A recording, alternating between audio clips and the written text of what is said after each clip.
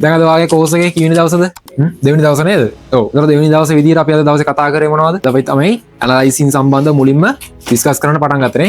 මේ වෙද්දි ඔයාලට පැහැදිලි අයිඩියා එකක් තියෙනවා. සපෝට් රෙසිස්ටන්ස් කොහොමද මාකට් එකේ අඳුරගන්නේ? ට්‍රෙන්ඩ් ලයින්ස් කොහොමද මාකට් එකේ අඳුරගන්නේ? ෆිබොනාචි කොහොමද මාකට් එකට ඇප්ලයි කරන්නේ කියන දේ සම්බන්ධව ඔයාලට තීරි විදියට ඔයා ඉගෙන ගත්තා. ඒ දේවල් ප්‍රැක්ටිකල් උත් කරා. ඒතර යම් ක්ලාස් දුරක ඔයාලට මොකක් වෙලා තියෙනවද දැන්? අයිඩියා එකක් කියලා තියෙනවා වැඩේ කොහොමද කරන්න ඕන කියලා. ඕක ඔතනින් නවත්තලා ඔයා ලබන සතියේ ඇවිල්ලා අපි ඊටු ටික කන්ටිනියු කරන්න පටන් ගත්තොත් මොකද වෙන්නේ? සතියක් වා වෙන වෙන දේවල් එක්ක යොමු වෙනවා. ඔයාලා ජොබ් කරන කට්ටිය ඉන්නවා, ස්ටඩීස් කරන කට්ටිය ඉන්නවා. ඒතර මේක මොකද වෙන්නේ? සම්පූර්ණයෙන්ම අමතක වෙලා ගිහිල්ලා ලබන සතිය ආවට පස්සේ තමයි නවතවා එකේ රිමයින්ඩ් කරගෙන පටන් ගන්න වෙන්නේ. එහෙම කරන්න බෑ. ඒ නිසා ඔයාට ගෙදරදී කරන්න වැඩ කිහිපයක් හම්බ වෙනවා. පළවෙනි දේ මුලින්ම ඔයා දවසක් ඇතුළත ඔයාට කැමති කොයින්ස් 5ක් ඔයා සිලෙක්ට් කරගන්න ඕන. බිට්කොයින් වෙන්න පුළුවන්, එතීරියම් වෙන්න පුළුවන්, සොලානා, XRP, ADA ඕන කැමති කොයින්ස් 5ක් තෝරගන්න පුළුවන්. ඒ තෝරගත්ත කොයින්ස් වලට සපෝට් රෙසිස්ටන්ස් ඔයා මාක් කරනවා, ට්‍රෙන්ඩ් ලයින් මාක් කරනවා, ෆිබොනාචි මාක් කරනවා. ටෝටල් කීයද? 15ක් ගන්න. දවසට ඔයා ඩ්‍රෝවින් 15ක් කරලා ප්‍රැක්ටිස් වෙනවා. මේ 15 කරලා මේකේ ගන්න ඕන ස්ක්‍රීන්ෂොට් 15ක් අරගෙන ගෲප් එකට දාන්න ඕන.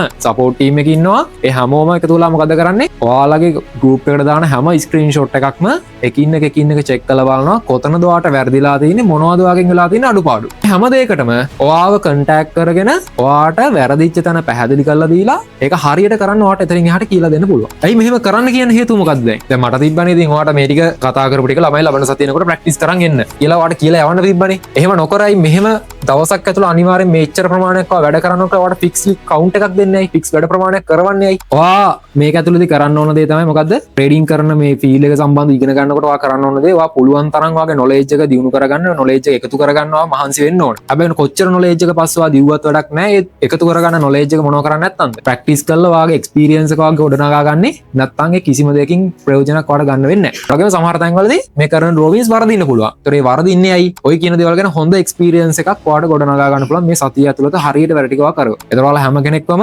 දවසින් දවස ගයිඩ් කරනවා. මෙන්න මේ ළමයා මෙන්න මෙච්චර ගාණක් මෙන්න මේ දවසේ ඩ්‍රෝවින් කරලා දාලා තිනවා. මේ ළමයා මෙච්චර ගාලා තිනවා කියලා මට ලබන සතිය උදේ වෙනකොට රිපෝට් එකක් අතට හම්බ වෙනවා. සම්පූර්ණ මොනිටරින් සිස්ටම් එකක් එක්ක යන වැඩක්. ඊක්වෙස්ට් එකේ තියෙන විශේෂත්වය තමයි එන්නේ ළමයා හැම ළමෙක් වෙන්නේ බලාපොරොත්තුවක් ඇතුවනේ. මේකේ මොකක් හරි මැච් එකක් ගහන්න පුළුවන් කියන අපේ වචනෙන් කිව්වොත්. ඒතර අන්නේ මැච් එක ගහ ගන්න හැම ළමයෙකුටම පුළුවන් වෙන විදිහේ ප්‍රොසීඩියර් එකක් තමයි මේක ඇතුළේ අපි හදලා තියෙන්නේ.